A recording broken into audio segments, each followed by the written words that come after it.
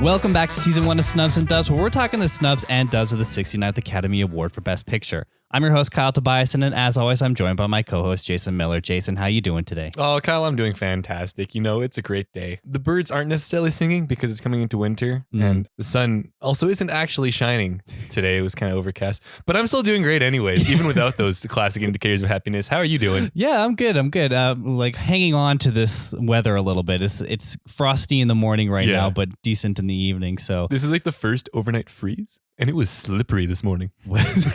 I don't go outside, so I wouldn't know. Did you watch anything the last week? I have watched a little bit of things, a couple of movies. Okay. This is the longest like Halloween season because of the offset of recording and when it's released. Yeah. So we're still talking about Halloween things because we recorded the last one just before Halloween. And then I was still in that like spirit. So I watched, I'd watched the first Fear Street on Netflix a while ago. Watched the next two, and they're good. I also watched all 3 Fear Streets. No way! That's crazy. We did not That's plan funny. That is actually really fun. Did you just watch all 3? I just literally on my Halloween God. night, I watched part 1 and part 2, and then the other day I watched part 3. So I watched part 1 like in September because I just kind of feeling it. Yeah. Like, I just had the groove flowing. And then I watched the second one. I'm like, oh, I got to finish it. I'm so tired. It's like 11 p.m. I have to work tomorrow. But God, I want to finish this anyway. So on Halloween night, I cranked that bad boy out. Nice. Didn't regret it. It was awesome. yeah, they're good. They're fun. Like I like how Netflix did it too. I like how they released it like kind of one after the other, because I don't think this is a film series that would really benefit from having long gaps between it. No. Especially with part 3 being basically half of 1994, part 2. Exactly. And that really tied it all together. And I liked all the time periods, and all the actors were cool. I really liked the 1666 era, where all the actors that were in the first 2 parts were basically acting in that same scenery. Yeah. And so even though they were clearly like not supposed to be the same people, they just kept the same actors. I thought it was really smart. I think that is really clever. Yeah. Yeah. I really enjoyed like that they built the 3 different areas so well, like time periods really well. Like they do a really good job of designing that, like the set,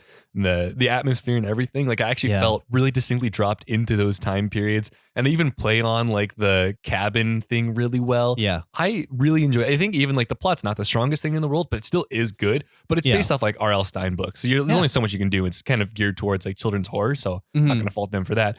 But like they build such a nice world and have really good shots and everything. Like it was just a treat to watch. Yeah, I think this is a really good entry point for horror for some people. Absolutely. Like if you're a little bit younger and you're getting into it, like you still have like the bloody gore slasher stuff, but I don't think it's that terrifying that it would be hard to watch. It definitely is gory. Like the meat shredder was actually a little more gory than I expected. Yeah, not that gonna was shocking. spoil when that came in, but Yeah. a meat shredder does come into the picture. Yeah, and yeah, that was probably my favorite kill. That was such a good kill because I didn't think they were ballsy enough to do it. Yeah. And they were. They clearly were. Yeah. I also liked how it kind of drew the lines, or like blurred the lines a little bit between like a slasher and a paranormal type horror movie. Oh yeah. Because like the killers are all like slasher type killers, but there's a paranormal reason for them to, exist basically. And I thought that was really cool. And they like strengthen each other's parts. Like because it's a good slasher, it's a better like monster paranormal flick. And because it's a good like monster / paranormal flick, it becomes a good slasher as well. Yeah. It's cool. It works. I recommend. Me too. We recommend. Snubs and Dubs, seal of approval. This is a snub. I mean, this is a dub. Did you watch anything else? No, that was kind of it That's for me. kind of it. I also watched The Faculty, which is a movie I'd watched before. It's basically another kind of 90s teen school, almost horror movie. It's not really a horror movie. I think it's written by the same guy that wrote Scream.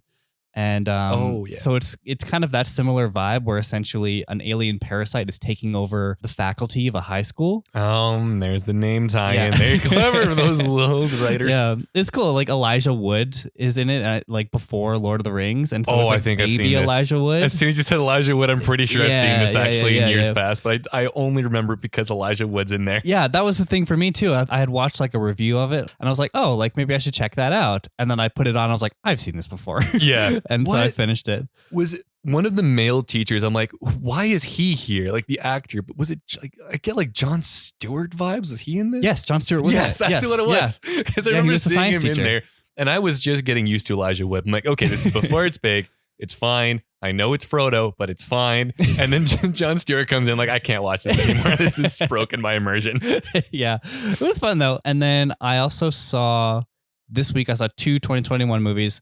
I saw The French Dispatch from our boy Wes Anderson, who saw his most recent film. And then we started with his first film this season. So all comes full circle. Yeah, it was okay. Oh. I think it was fine. Like he's definitely well in his style now. Oh yeah. And like he can do whatever the fuck he wants. To his credit, nobody's making movies like this, man. Like his style is just completely of its own. Yep. But I did think that kind of hurt the movie in a way because the story almost took a backseat, because it's one of those movies where it's not like a whole story. It's about this newspaper. And so there's 3 stories basically where there's 3 different articles that are being written and you're following the writer and kind of as it's happening each story. And so it's almost 3 short films in a way, which was cool. And there's a lot of good actors in it. Yeah, it just was like, it didn't wow me. It was just fine. Yeah. And speaking of not wowing me, oh no, last night I saw The Eternals. Oh, yeah. I kind of don't even want to. Should I? Is it worth it in your opinion? No. I think like if you are like not like the biggest kind of Marvel fan, you're probably not gonna find much in this, and it's going to go in one ear and out the other because it is a very forgettable movie. Yeah, and like it's kind of sad because they really took us like they clearly wanted to do something different, and there's like very minimal connections to the MCU, like. There's name drops and whatever, but like if you didn't have those in there, you could have this completely on its own, which was cool. And obviously it's like a crazy diverse cast, and they have the whole controversy right now where they weren't cutting the homosexual relationship that was in the film for other nations, and so they're not allowing it. And so yeah, I mean, I'm happy that Disney's not cutting them. Yeah, good that's for good. them. They're taking that's a stand on that. And so it's kind of sad that the movie's not that great. Yeah. Like it's like boring, and it feels overstuffed, but then also not enough. Oh, like it's just, I don't know. A bunch of things happen, but like you don't really care about them. Yeah. That's exactly how I feel. And like the characters, I feel like they don't give you enough time with all of them. But then some of them, because it is a pretty big like superhero cast. Like there's like a number of them. It's hard to like really flesh them all out.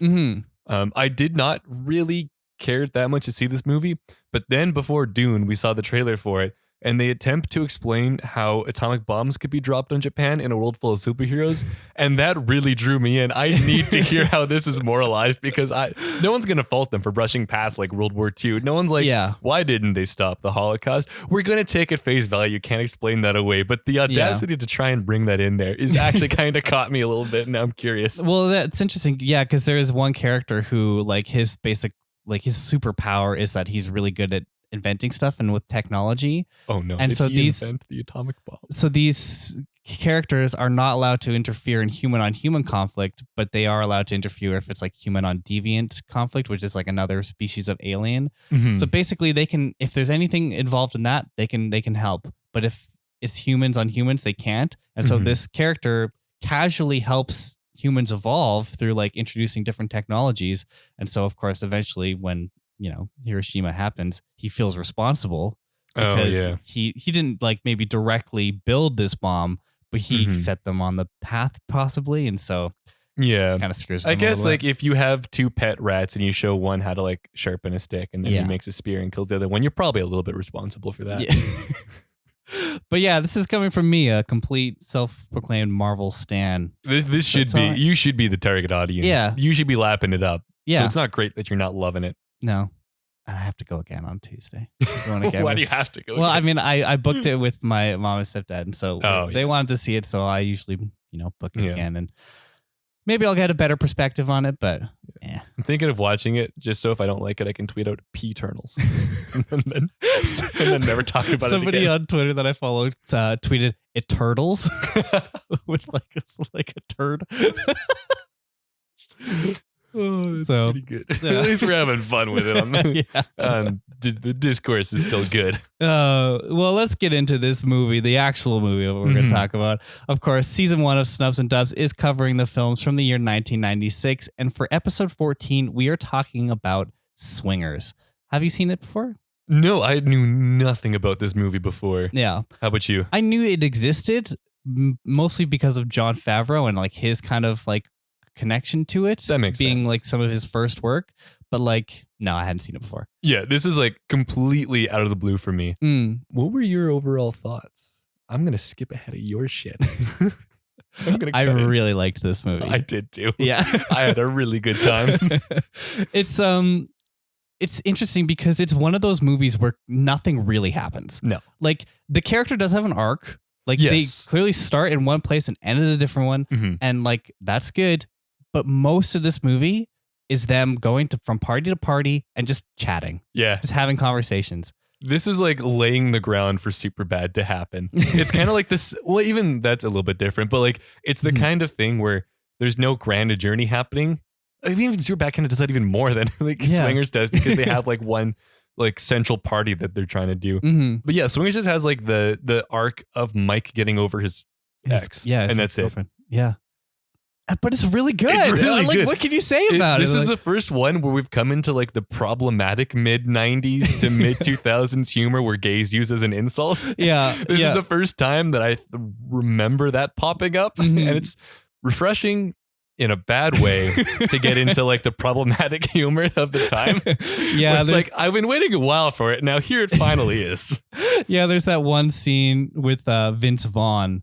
Actually, I mean, most of the scenes are with Vince Vaughn, but like when they're at his house playing NHL and they make Mike go get the food. Oh, yeah. That's the kind of one you need to might want to fast forward. Yeah. Well, if you are interested in Swingers, I've included the link to the physical media related to it in the show notes. If you buy through that link, it'll help out the show. Or if you have any other Amazon shopping to do, follow the general link. It'll help out our show in the process. A reminder that this is a spoiler-filled conversation, so if you haven't seen Swingers yet and you want to, go ahead and do so. But without further ado, let's get into it. Swingers. A transplanted New Yorker attempting to acclimate to Los Angeles, Mike Peters, is struggling to both boost his comedy career and get over his last relationship. A self-proclaimed master of seduction, Mike's buddy, Trent Walker, tries to show him how to make connections and get the attention of women.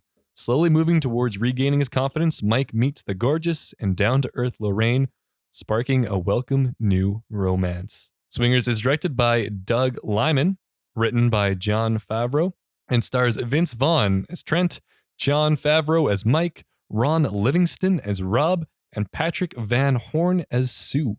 This runtime has 96 minutes, baby. That's money, baby. That's money, baby. And released on October 18th, 1996. Nice. That's Swingers. That is Swingers. Yeah. We already kind of had a general chat about it. Yeah, I jumped the gun because I wanted to get that in ahead I wanted to get right ahead. Gotcha. You wanted to feel out how it was going to be for this episode. Yeah, I was kind of curious. Okay. Well, we open on Mike and Rob having a conversation about breakups and how, you know what, let's first out say this movie, as we've kind of said, is mostly conversations. And so this plot is going to be very brief because there's not a lot of plot per se. It is mostly just like things happen while they're talking. And so it might seem like not a lot happens in this plot, but not necessarily a lot happens in this plot. No. I will say right off the bat, speaking of like a lot of it being conversations, this kind of felt like a one take right because they really got in the groove by the end, but the start's kind of chunky and the arguments just go on for too long where it's kind of annoying how long they bicker before making a decision. And I wonder if maybe they shot kind of in sequence, like they started with those earlier shots in the casino. Yeah. And it's funny because like, oh yeah, we're kind of talking, whatever. They talk about how you would be stupid to shoot in a casino when they're talking about movies later between like Tarantino and Scorsese and stuff. And they like pretty much open this movie after like having these few conversations in a casino. Oh yeah. And they can't close. The casinos don't close. So you have to shoot while they're open. And so there's like this old woman one time, I think she just like walks in the corner of the screen and just like stares at the camera because like, because they can't close while they're shooting. It's funny. But anyways, we open on Mike and Rob having a conversation about breakups and how to forget about your ex-girlfriend. Mike is clearly obsessing and hurt over the end of his 6-year-long relationship with his girlfriend, Michelle, and that is reinforced as he goes home and quickly sifts through his answering machine to see if she's called him. The answering machine gives him some sound advice before just straight up disappearing. Did you notice that? Yeah. It just, for one shot, that was it. It just disappeared. Yeah. And so I thought it was like, clearly like he was imagining it talking to him, but I thought just like it disappearing, I was like, okay, was the whole answering machine like a figment of his imagination? Just imagine these phone calls his buddies were leaving him, but he couldn't imagine a call from his ex. That's sad. Yeah. And it's funny because this is like really the only bit of like fantasy imagining happening in the movie. Yeah, I kind of thought that would become a theme, especially with the answering machine, because he comes back to it, but then all of a sudden it's only interacting with reality. Yeah, kind of strange, but you know, it was fun. Whatever. Yeah. Mike returns Trent's call, and after declining Trent's party invitations repeatedly, he eventually agrees to go to Vegas with Trent that night. Mike and Trent drive from LA to Vegas, and Mike complains that Trent wasn't wearing his suit yet. The energy in the car dies during the, I looked this up, 5-hour car ride, but Mike and Trent arrive to Vegas. Yeah, I had to look up, like, how long was the car ride from LA to Vegas? It's 5 hours. I kind of thought it'd be shorter than that. Yeah. But I'm not the most geographically knowledgeable person. And they're going there when it's already the evening on a Wednesday night? Oh, God. What are these guys doing? Like, trying to get over your ex by doing that is way more problematic than just being sad for a night. Yeah. But anyways, they get there. Mike complains that the casino that Trent chose to attend is old. Mike then quickly blows his gambling limit by starting his night at a high stakes table to try and impress people. After insisting, Mike doubles down when dealt an 11 while playing 21, which, you know, you should do. You probably should do that. Yeah. Trent causes Mike to lose $200, and then they retreat to the lower stakes table. Mike gets down for being down and wants to leave, but Trent tells him that he's money, and he's a big winner. He is a big winner, you know, because he's having a really bad time with a friend. Yeah.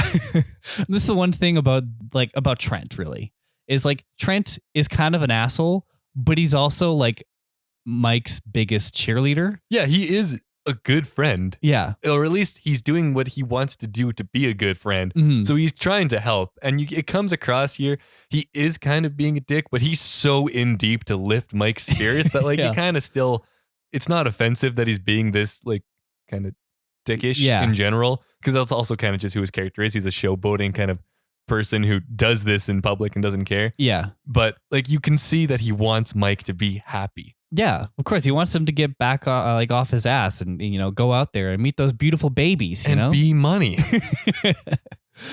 Trent then acts like a dick to a waitress and Mike calls him out for it. The waitress comes back with the drinks and agrees to meet Trent and Mike when she gets off, which causes Mike to change his tone on the matter. Mike and Trent then get breakfast and meet up with the waitresses Chrissy and Lisa, who take the pair back to Chrissy's trailer.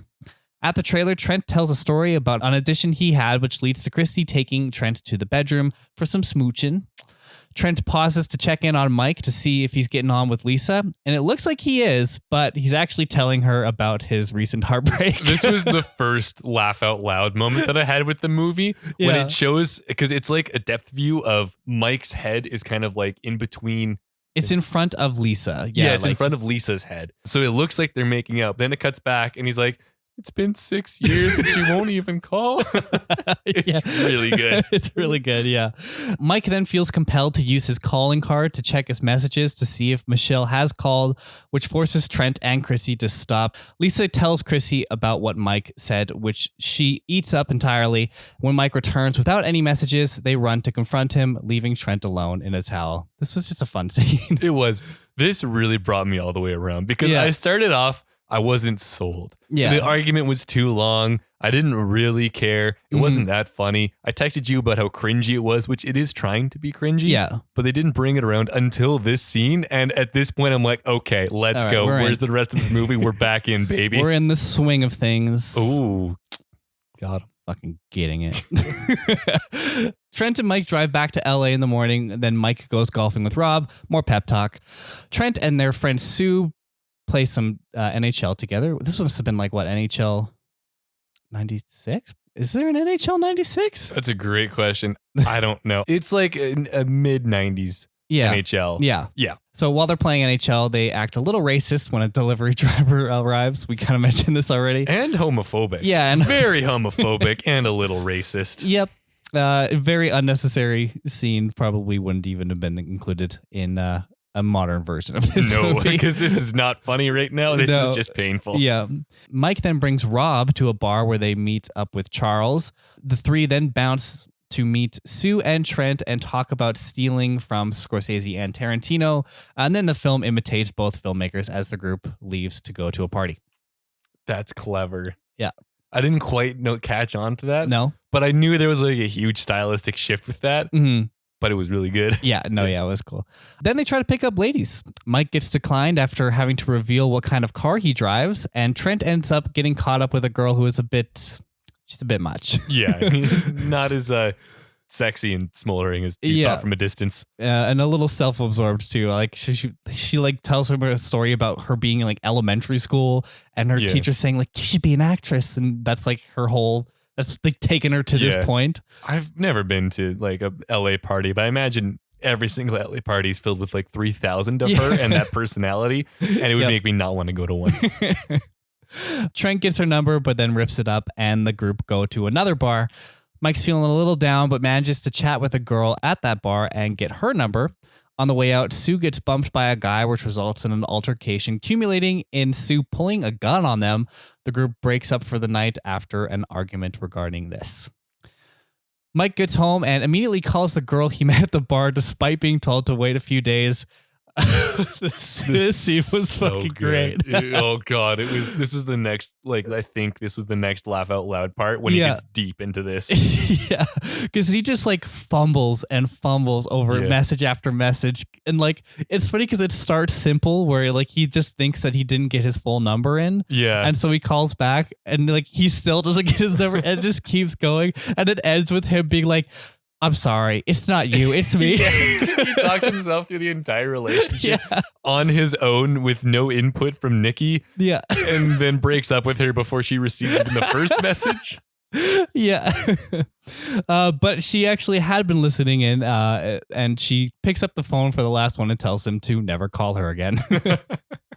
Mike then wallows in sadness for a few days, looking at photos of him and his ex-girlfriend. Rob comes up to bring up some orange juice and tells him that Mike needs to put some things in perspective. Mike has an agent, he's in the unions, but he doesn't think that he's money. He doesn't know that he's money. No. But he's money. He just doesn't know it. This little pep talk gets Mike back up off his ass, and then they go and meet up with Sue, Trent, and the group that Sue pointed a gun at. Yep, he's just there playing NHL. Trent, Mike, and Sue then go to a swing club. Sue's girlfriend shows, and Trent meets some ladies, but Mike ends up at a bar where he meets Lorraine. Mike built up the confidence to go talk to her, and after stumbling a bit, the two hit it off due to them both having to leave someone to go to LA and pursue their dream, and they end up dancing together. After a little slow dance, Mike looks like he's going to bail, but Lorraine keeps him there, and they end up having a lot of fun. And he ends up being a really good dancer. They both are like really good swing dancers. And this was entirely Lorraine. She was like, she could have easily let him walk away and that would have been it. But like she just kind of kept him there. That was like, it was like a small thing. She just kind of kept him in when the song got a little quick. And and it worked. Fucking killed it. And then you unleash the dance machine that is Jon Favreau. Mike then walks her back to her car and they exchange numbers. Mike is adamant that he wants to make plans right then and there, which is good. It's a good sign. That is good. Yeah. Lock that in. Don't let yourself be calling her. You'll fuck it up, John. You will ruin everything that you've done with that answering machine. At a restaurant after this, Trent hypes up Mike and gets kicked out of the restaurant, which that almost felt real. It almost felt like they were doing this for real because they didn't show the people that were yelling at him. Nope. And if that was an actor, that like they could have probably had some cuts in to show that they were kicking him out. But no, they just hold on Vince Vaughn while he gets kicked out of the restaurant. Yeah. It felt pretty legit. And we'll get to some really fun facts. That would not be the most bold thing they've done for filming this. No. That would not come close. Oh shit. Okay, I'm excited. Mike goes home and does well to not immediately call Lorraine, something he learned from his mistake with Nikki. And he went as far as to put the number on his calendar to call her on a specific day, three days later or so. It's like meal planning. Yeah. That morning, Michelle calls. Dun, dun, dun. Dun, dun, dun. I felt like this movie was leading to this. So I feel like this was inevitable. Yeah. I never thought that during the movie that she wouldn't call her, he wouldn't call her. Like, I feel like this conversation had to happen. There would be no like arc to Mike if he wasn't actually faced with his ex at some point. Yeah. And so it's cool because you see the contrast here. Michelle tells Mike that she thinks about him and that she misses him. Before Mike and Michelle can catch up, though, Lorraine calls. Oh, damn. Other line. Someone's holding. Yeah, and Mike ditches Michelle on the phone because he wants to talk to Lorraine, hanging up as soon as Michelle says, I love you. Yeah, that was a really good cut because he doesn't even care. No. He's just so preoccupied talking to Lorraine that he doesn't let that sit, doesn't think about it, doesn't say anything. He's in the act of hanging up while she says that, doesn't care. Yeah, that's money. That's money, That's Mike. money. And this time, Kyle, he knows it. Yeah, he knows it's money. Lorraine asks Mike if he wants to go to a club with her that night, and Mike is obviously very enthused, which this was like a very subtle piece of acting by Jon Favreau. But you can just tell this was a big win for him. Oh, yeah. He was so thrilled. Yeah. Because like not only did his girlfriend just call and he was eager to get off the call, but she's asking him if he wants to come out. Like he must feel so money right now. She called him first. Yeah. Like that morning. Like without waiting. She didn't even do 2 days. He was willing to wait, which was, that's kind good of for him. Good for him. Mike and Trent meet for a meal and Mike tells him that he isn't going to call Michelle and return her call when she gets back from wherever she was going.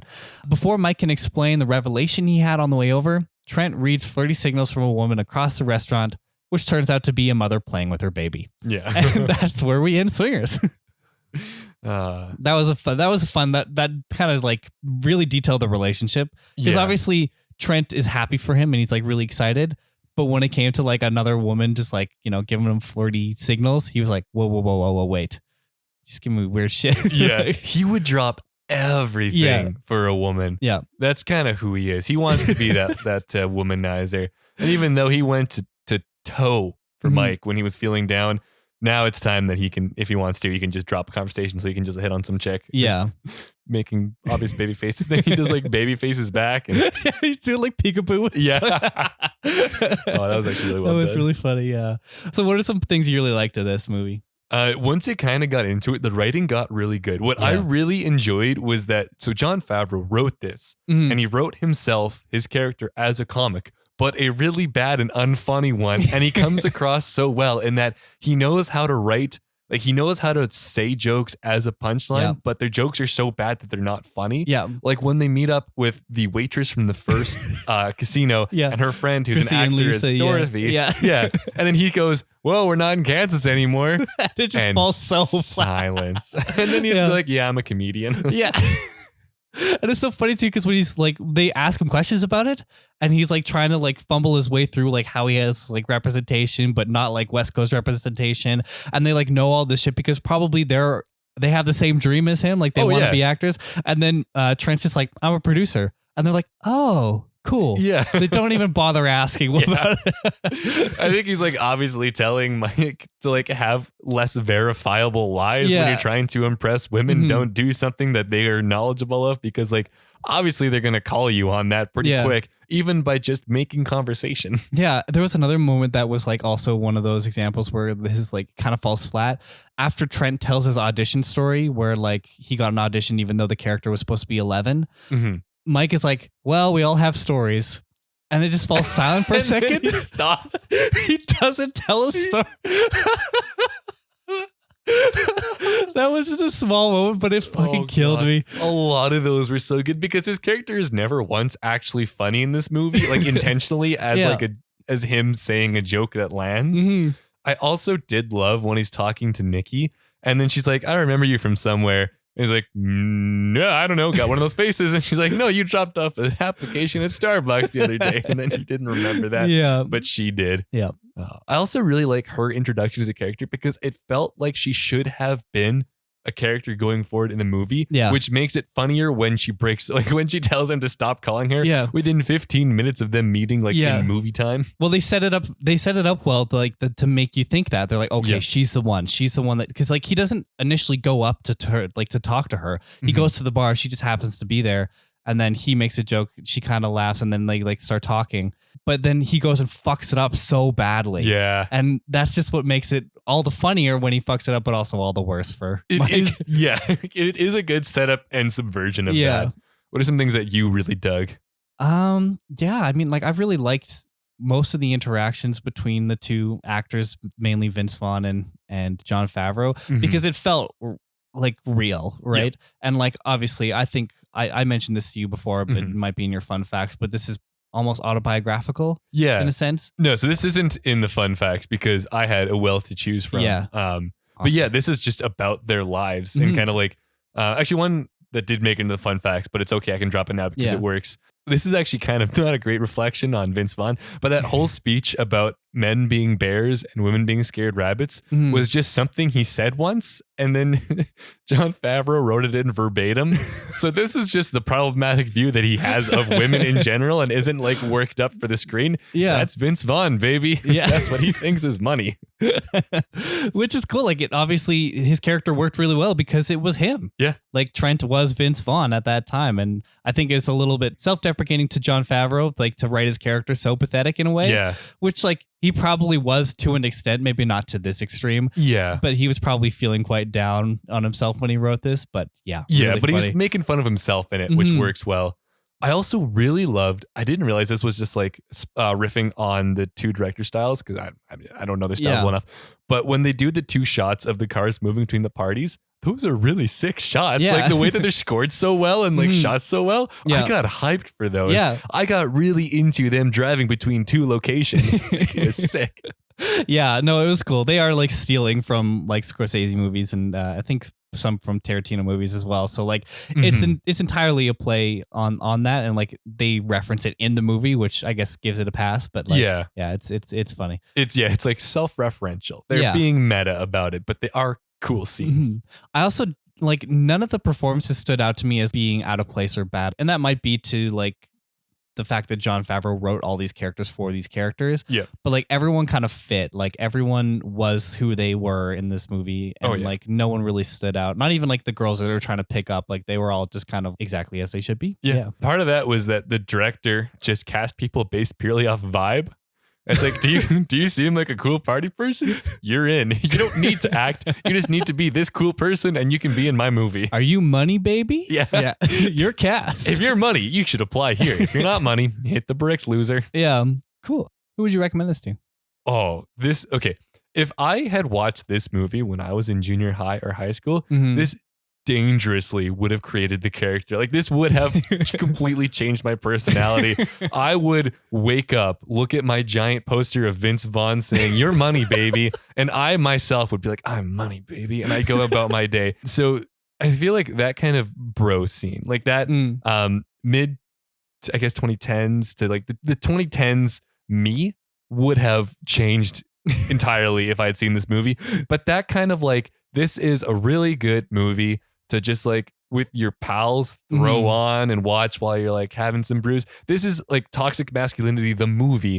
So anytime you're in a situation where you're just kind of hanging with the boys in like a classically like kind of bro sense, like I will think of this movie and want to watch it. Yeah, because like they're playing like NHL and they're like wrestling and like fucking pausing in the game and then like unpausing it when the other guys leaves. Like that's just shit you would do. Yeah, it's like, it's just funny I can make this guy's head bleed in NHL 96 or whatever. Like, oh my God, that could have been me. Yeah. And also it's like it's a good movie for people that are like probably going through a breakup. It's a good, this again, Toxic Masculinity. Yeah. It's a really good breakup movie for the boys. Yeah. And that's funny because like there's not a lot of good breakup for the boys movies. No. And I think this is probably the perfect breakup for the boys movie. It's an untapped market and this movie does it really well. Yeah. I mean, like I really enjoyed all the scenes they did, which was mostly just like they couldn't afford to close places, so they're just shooting around in there. Yeah. Yeah, this is good. And like it also kind of makes you want to have like friends like this in a way. Yeah. Like some of them are assholes, but like you want to have somebody that tells you that, you're money. Yeah, like they are all supportive to each other. Yeah. And even like Sue tells Mike that he's money. Yeah. Like, everyone tells Mike that he's money. And when Sue gets a little too fired up when he's trying to threaten people with a gun, and he says mean things to Mike, he goes and apologizes. And then and also Vince Vaughn's character calls him out on that after it happens. Yeah. It actually does friendships really well, especially because it doesn't hide the shitty side of people. Like when they're treating other people poorly, it's not being hidden under the guise of because they're friends to the main character, they're good people. Yeah. Like they have layers to them and do shitty things, get called on it, or just it's not shown in a positive way because they're actually complete people. Yeah. It's similar to that, early on in the scenes when they go to the casino and Vince Vaughn is a dick to the waitress. Yeah. And similarly, Mike calls him out for it and then totally changes his tune when it ends up working. Yeah. But that's still that's that mid 90s flair to it where the movies will show you that being sexist towards women works. Because I guess that's the world they'd like to live in. Yeah. Well, you know, they're all beautiful babies. They're all beautiful babies. They're all scared rabbits and or beautiful babies. Well, Jason, your money. Your money. Thank you, pal. You're also money. Well, do you have some money reviews and wrap up for me? Oh, I got a lot of money going on over here. Okay. All right. This is a weird one. So I'm going to tell you right now, Rotten Tomatoes agrees with each other. IMDb and Metacritic agree with each other, but those two groupings disagree with each other. So give me just the Rotten Tomato and then give me the IMDb and Metacritic. Okay. I'm going to say 80-ish for Rotten Tomato and then maybe a 7.5 for IMDb Metacritic area. Pretty close. Yeah. Rotten Tomatoes, critics 87, audiences 89. Nice. Well reviewed, quite close pairing. And then IMDb 7.1, Metacritic 7.1. Cool. Yeah, that sounds fair. For those two review sites, the 7.1 is actually a pretty good score. That is a good score, yeah. It was really popularly reviewed. Wasn't as popular as numbers wise, but the people who did go see it, they loved it. Yeah. That speaks to how good this movie is. Doesn't speak to how money it is. The box office, it pulled $4 million. On a budget of? Only 200,000. Oh, wow. So it did a good return. Yeah. It just didn't do gangbusters overall. I mean, $4 million for 200,000? That's money. It also, this doesn't feel like a $200,000 movie. No. It seems way better put together than that. Yeah. Which also, when I get into some fun facts, you'll be even more impressed by how this movie was able to turn out, because it feels like all the scenes they're in bars, all the scenes that they're in parties, it feels right. It feels like a really well orchestrated party. Nope. They're just in a bar. They're just in a party. They just are, they can't afford to close anything. So they're just there. That's awesome. Yeah. And I actually, you kind of feel that. Yeah. Because it does feel like they're just overwhelmed with people and people look at the camera. Yeah. No one knows how to act because they're not actually extras. Yeah. They're just going about their business. That's really cool. Which also brings back to where the fuck did the money go in Bottle Rocket? Why did they? How was that? How how did they do that? Did the hotel just have them buy a stranglehold? Because this is kind of a more complete movie in a way than Bottle Rocket was, and it was a fraction of the cost. Yeah. How do you even pay all your actors on that? They made nothing. Yeah. This launched careers, absolutely. But they did not get paid for this movie at all. Well, yeah, and Doug Liman, the director's made really good things after. He made Edge of Tomorrow, which was that Tom Cruise sci-fi time loop movie. He did eventually the Bourne trilogy too, right? Yes. Or at least I think one? he did one of them. Yeah, I think he did That Identity. makes sense. Yes. Yeah, which is a good sense. one. Yeah. So he's done great things. Obviously, Jon Favreau is fucking Disney's, poster child behind the scenes now, doing everything for them. And Vince Vaughn, he's had a huge career. Vince Vaughn, yeah. Yeah. We should do our rankings. Sure. Kyle? Enjoyment. I'm going to give it a 4.5. Oh, shit. Yeah. That's a big one. I think there's parts of it, like you said earlier on, that are a little bit slow to start. But then I think most of the rest of the movie, I was in it. Yeah. Yeah, it is. It's funny. It's got it is heartfelt characters, well put together. It's funny. I'm only giving this a 4, but yeah, we're vibing the same way there. What is craft for you? I mean, from the small tease that you've given me of how they had to do this basically without closing anything, for what they got, pretty impressive. Yeah. I think I'm gonna go 3.5. 3.5? Yeah. I'm gonna give this maybe I'm going a little crazy. Maybe I'm going a little off the deep end. I'm giving this a 4.5 for craft. Wow. For what they were able to turn out with what they were working with. Like, it is crazy how little that they had for resources. And when you watch this movie, it doesn't feel like that. No, they made this not. feel like a $10 million budget movie at the time or something like that. So I was really impressed by what they're able to do with that. So I have to circle back once you give me more of those fun facts, because that might impress me a little bit more. It might. It changed my opinion a little bit. Execution. I mean, fuck. I'm going to go with, again, 4.5. I think the acting in it and the writing is just spot on. Yeah. I feel like the acting is pretty easy because they're just playing themselves. But the story is about themselves. So like, I'm not going to really fault it for that. I'm going to give it I think I'm 3.5 was my initial reaction. Mostly because there wasn't like any crazy rising above and beyond. Everything's well done and it's tight. But fair. It's like they're playing themselves. Yeah. So that's totally fair. Yeah. But still in the same realm. I can see that. Rewatchability. 5. Yeah. I'm definitely going to watch this movie again. I 100%. Want to watch it again. And if I had more time like yesterday or today, I would have watched it again before because it's just fun. It is fun. I would have paid the whatever $4 to rent it again just to watch it again because it's great. Yeah. No, I really like this one. Yeah, I'm giving it a 5 as well. It's really solid. Yeah. All right. As a recap, Kyle, you have given Swingers 17.5 out of 20 for an 88%. That's money. That's money. I was just ever so slightly lower. A 17 out of 20 for an 85%. Wow, really close. And our areas are like higher in different. It's just strange. Yeah, we've kind of like docked and added points in different areas, but like we vibed on the same level for this one. This is a fun movie. Mm-hmm. All right, time for season rankings. Kyle, currently you have Fargo, then Scream, then Jerry Maguire, then Independence Day, Bottle Rocket, Train Spotting, Twister, Primal Fear, The People vs. Larry Flint, Time to Kill, Lone Star, Happy Gilmore, Marvin's Room. I think it's going number 3. Number 3. I think I like this just a little bit more than Jerry Maguire, but maybe not as much as Scream. I think that's a good place to put it. Yeah. I'm not going to I like that.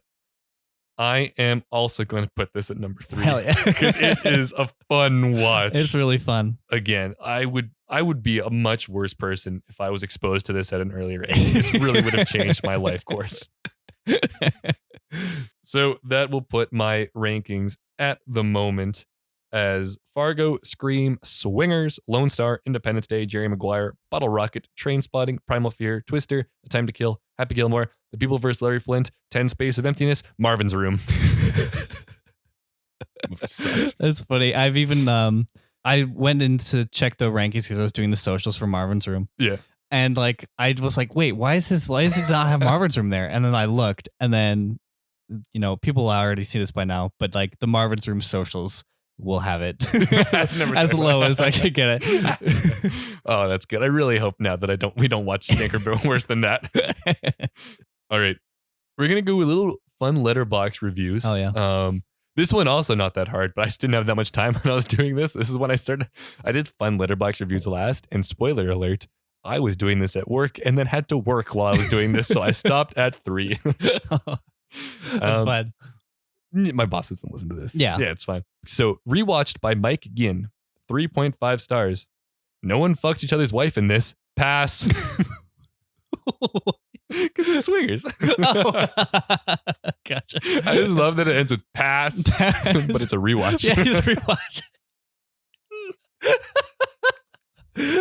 Oh, it's hilarious. I'm like, well, maybe this time there's some wife swapping going on. Maybe this time I just missed it the first time.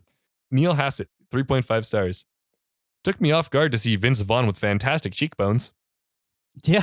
They're pretty good. They were pretty good. He's so young here. He is. Sweet. It was even Jon Favreau. I haven't seen him in a while. Mm-hmm. So seeing young him was like, okay, this looks like CGI'd, like reverse aged Jon Favreau. Yeah, it didn't seem right. He's got like a fucking cut jawline. Like yes. This could open cans. Yeah. It is insanely sharp. Yeah. That chin could kill. Yeah. Alexa, 3 stars. I'm an hour in and I'm just like, this guy should kill himself. Oh no. That's not very money, baby. Alexa, that's not very money. Oh, fuck. Oh, because then we won't get the redemption arc. We are against Alexa's review. That's Alexa, you're bullying right now. We're not going to have it. Awards details. Good. All right. What do you think this has for awards? Nothing.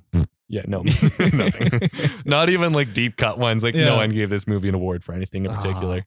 That's sad. I think being number 3 on the Snubs and Dubs hosts depth charts of 1996 movies, that might be its biggest accolade to date. Yeah. This might be its big one. Well, because like I just think the screenplay is really good. It is. Like you have to think that some of it's improv and obviously some of it's based on real life, but like it just works really well. And it does. This feels like kind of the movie that maybe that would be where it gets nominated. Yeah. Maybe not Best Picture, but like... It doesn't seem like an Oscars movie, though. No, yeah. The Academy does not care about this. No. They should have. They should, though. They should have more fun. Oscars not very money, baby. God, they're so stuffy. I think the issue is they're way too money. Interesting facts. I loaded up here, and I scratched the surface only. This is another one. It would be a really good multi-hour deep dive at like 1 a.m. when you're supposed to be doing something. Go into like the trivia for this one. It's good. Yeah. Okay. Cool. Hit me. So the first one's the bear one. That was actually Vince Vaughn just said that, and that's who he is. This one took me for a loop. The scene with Mike and Trent talking in the car on the side of the road was also filmed without a permit. Not only could the production not afford one, it is actually impossible for any film production to acquire one to film on that particular highway. Originally, they had planned to film just an establishing shot of the two of them in the car and a shot of them driving away, and then film the dialogue shots later. But director Doug Liman decided instead to film the entire scene on the side of the road. During filming, several police showed up and demanded to see a permit. The assistant director held up the police by telling them they had a permit, but it was in an office across town several miles away. To get away with the rest of the scene being filmed, Liman had to pretend he was not filming and didn't look in the viewfinder, and used a microphone inside of the car instead of a boom. Most of the scene was filmed like this, with the police waiting just out of shot, and the two actors and the director pretending they are not in fact currently shooting. That's fucking awesome. That's so when you're watching them do that acting and having that conversation, like, there's just cops waiting for them. They're just stalling while the cops are there. That's sweet. That's funny. All right, we got more. When asked to approve use of the theme music for Jaws in a scene, Steven Spielberg saw footage of Vince Vaughn and then hired him for the Lost World Jurassic Park. Oh, wow, cool. It was based on that. Yeah, that was cool. They did use Jaws music when they were approaching the lady. Yeah, clearly he was a fan of them using it because he just hired one of them after. Yeah, good guy, Steven Spielberg. Good for Vince Vaughn. That's huge for him. The exterior and interior of Mike Peters' apartment was the actual building and room in which John lived at the time the movie was filmed. Favreau's neighbors downstairs was Adam Scott. Oh, shit. Yeah. That's cool. Yeah, it's kind of cool, hey? Huh. When director Doug Liman first sent the script to studios, they were interested in financing it. When Liman said he wanted to cast the writer and his friends as actors, the studios backed off. I wonder why. The money to shoot the film was raised independently, and Liman cast who he liked. Hell yeah. Hell yeah. The movie was better for it. Just his friends. Yeah, that's awesome. Last one. Some of the bar scenes were shot in actual bars during business hours. A sign was posted near where they were shooting, warning patrons that if they came any closer, they'd be unpaid extras in the film. So like all these locations, they couldn't afford to close anything. So everywhere they shot was just open and doing normal business. That's fucking cool. Oh, that shooting that that dialogue in the car while hoping to not get arrested and shut down is insane. That's great. Yeah. I love this movie more now. I know. Like, this is fun how insane they work to pull this off. Yeah. Cool. Yeah. Well, I think I'm going to go do some more digging on Swingers now because I'm excited to come home later tonight and do more of this. Definitely worth watching if you guys haven't seen it already. But you have any final thoughts on Swingers? It's fun. It is an unexpected fun movie. As I was watching, I was texting my roommates to go watch it too. Yeah. Because I know they're going to like it. Yeah. This is a one that I kind of want to watch with more people because it's so funny. And I want to watch it again. So I want more people to watch it so I can watch it again. Sweet. Yeah. I was literally texting Molly during it too. I was like, you should watch this movie. I think you would like it. But yeah. It's really good. It's funny. Check it out, guys. Yeah. Except it's not on any streaming service right now, which sucks. But you know what? It's worth a couple bucks. Yeah. Anyways, I want to thank you guys all for listening to Season 1, Episode 14 of Snubs and Dubs. As always, you can find us everywhere on social media at Snubs and Dubs. That's on Instagram, Twitter, Facebook, Letterboxd, etc. We're also on Good Pause, so make sure to check us out there and join our official Discord. Love to hear your guys' thoughts on Swingers or on this episode, so please send us a tweet or a message with a question, recommendation, or anything else. I'm also at Kyle Tobiasson on Twitter, and Jason is at Windy_Mills. Of course, all the links will be in our show notes. Make sure to leave a 5-star review and share the episode, then check back next week. Here's a sneak peek of the film we're going to talk about. On any street. She's got some bloke in tow. You all right, sweetheart? Would you get inside? Shifty-looking bleeder. Walks like a crab. Every family has them. Do you smell Mother? No. Some just have more than others. That's right. Next episode, we're talking about the third nominee for Best Picture this season, Secrets and Lies. Make sure to watch it before next episode. Can't wait for you guys to hear it. Thanks for listening. That's a wrap. Bye for now. Bye. Bye.